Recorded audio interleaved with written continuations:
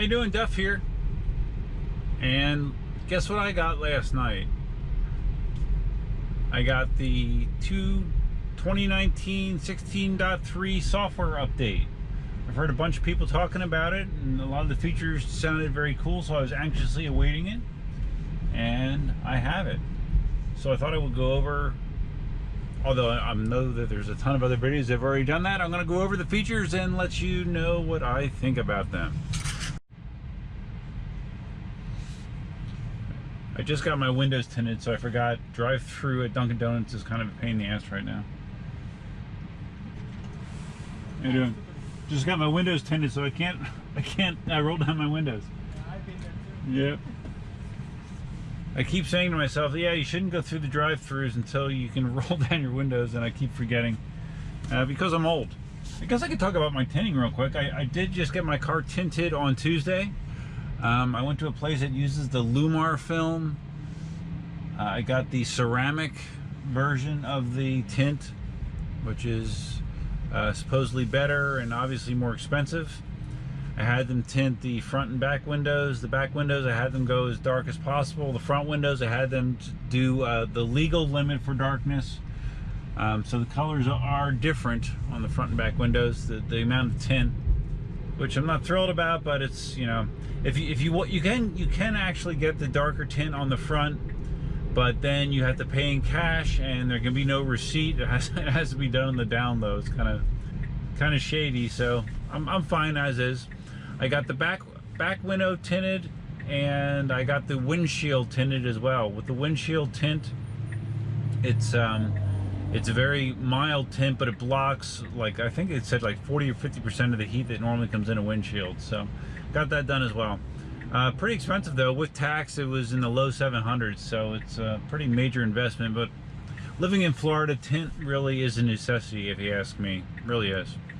Anyways, like I was saying, the software update 2019 16.3, and when you look at the release notes, and again, I knew most of these things, but I did read through them. I'm not going to read them word by word. I will summarize, because when you make videos, you're supposed to try to make them shorter. Or at least that's what somebody told me once or twice. So with Navigate on Autopilot, the big thing that stuck out, there's two things here that stuck out to me, is you now have the option to not require confirmation when you're doing a lane change.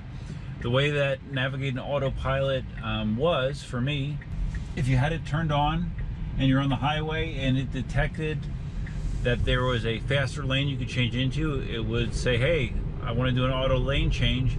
Hit your turn signal to initiate it and verify you want to do that. If you didn't hit the turn signal, it would not do the lane change. Now you have the option, you can have a slider that turns on or off automatic lane changes. So basically the car will let you, it will let you let the car make the decision to make that lane change for you without confirmation. It does have an option to sound a chime and vibrate as well, which I have turned on. But I do have that option turned on right now to allow it to make a lane change on my behalf. So that's kind of interesting. The other option that they added was you can have Navigate on Autopilot turn on automatically every time. Right now, or prior to the software release, you had to enable it whenever you wanted to do navigation on Autopilot. The driving visualization was something that I demonstrated at the front of the video, and you can see it right now.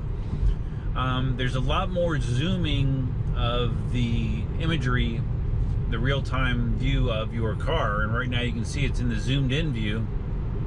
And the point of that is to allow better visualization of blind spots and just a better idea what's going on. Depending on your speed and depending on the situation, it will zoom back out to a view that you're more used to. But I kind of like this. It's cool. You get a much better real-time view, much more detail, as you can tell. You can actually see your brake lights turn on, which you could before, but it was kind of hard to see. Brake lights, turn signals, all that stuff is demonstrated or depicted on the screen here. And like right now, it thinks that I'm hanging to the left. I guess I should have auto steer on, huh? I will once we get on Mockley Road. I'll turn it on.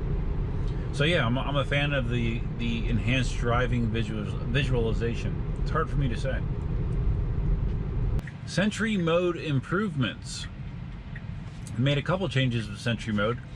You can have it default to being turned on all the time, but you can have, there's little check boxes that you can say, okay, well, don't turn it on when I'm at work, when I'm at home, or at favorite places, or I don't know, certain places.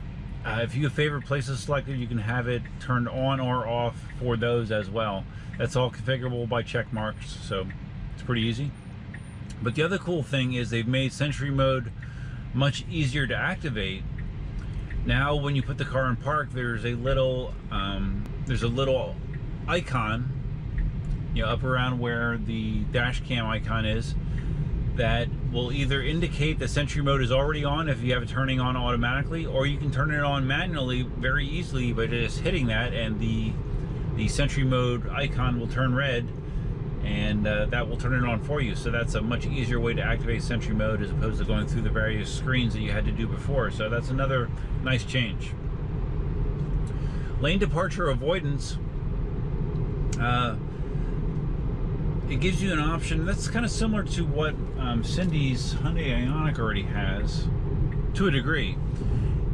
It can automatically notify you, and if you wish, correct you if you drift out of your lane. Like if you would cross over the lane, I'm going to put it in autopilot right now. If you would cross out of your lane without a turn signal, you can have it either visually notify you. It can notify you with a sound, or you can have it auto-correct, you know, where it will steer you back into the lane automatically. And I don't know that I would like that or not. So yeah, that is a nice feature as well. And the only other thing was this emergency lane departure avoidance.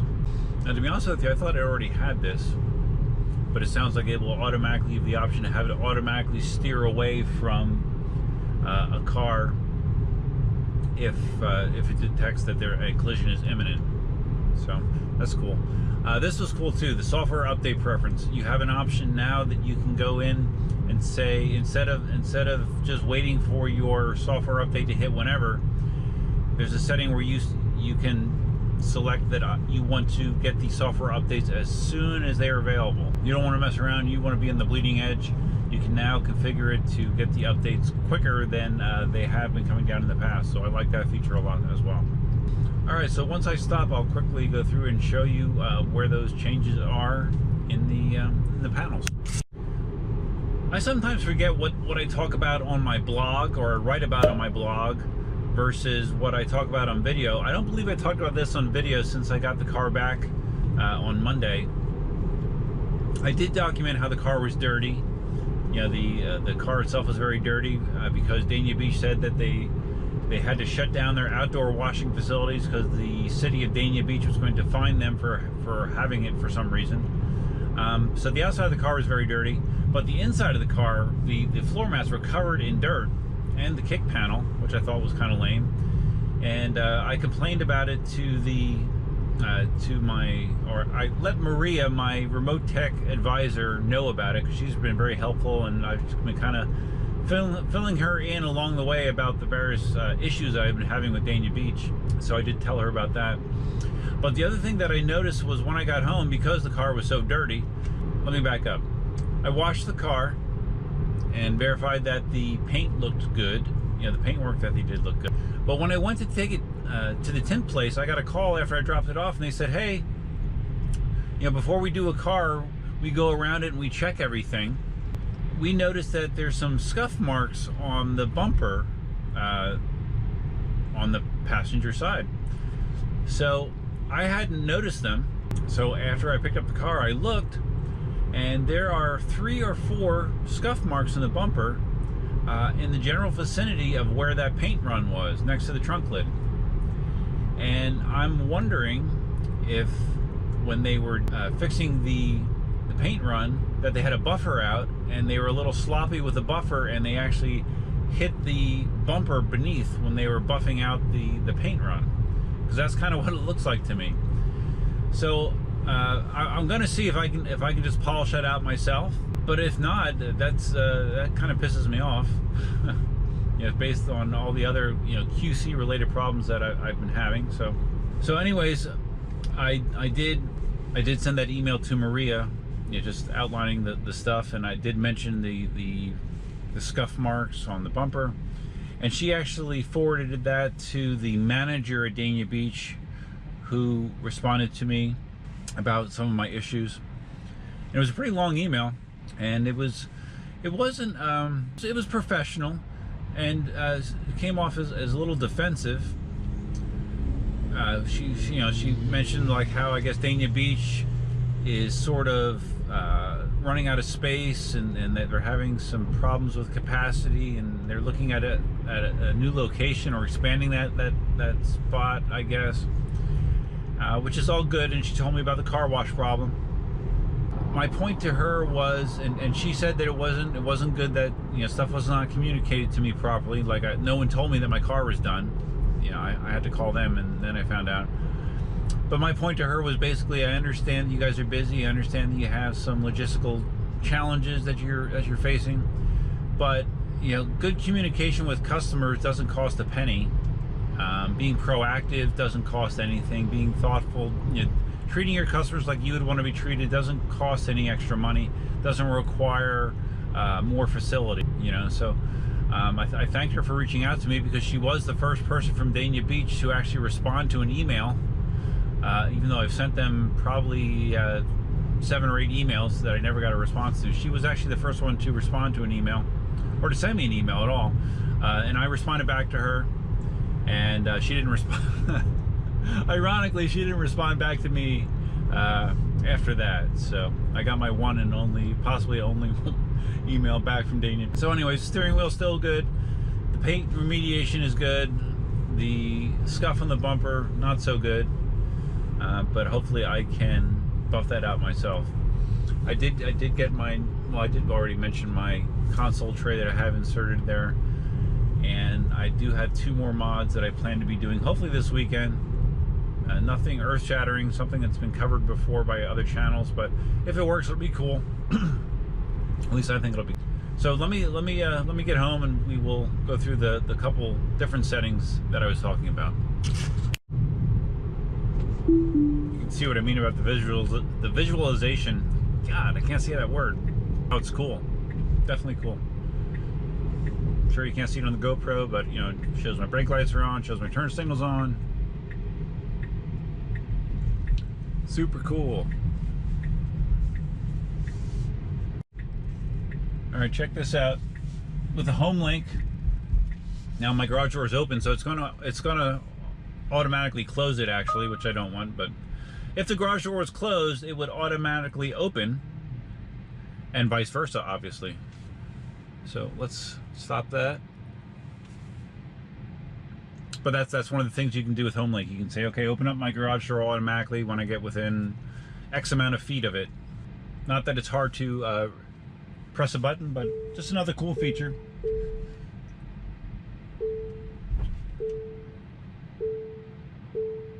Alright, I hit my balls. I'm good.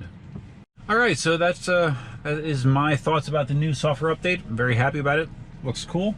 I'll keep you apprised of how my customer service issues are worked out. Hopefully I don't need to deal with Tesla servers much more, because it can be a frustrating experience, at least from my personal experience.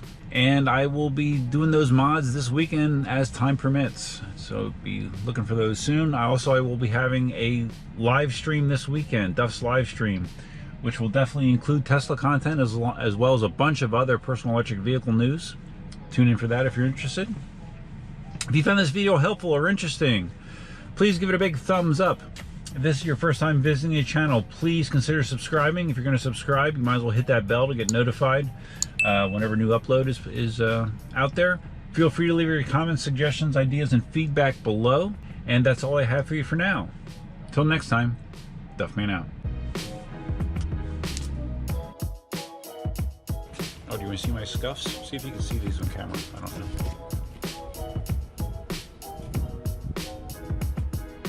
Hey, man.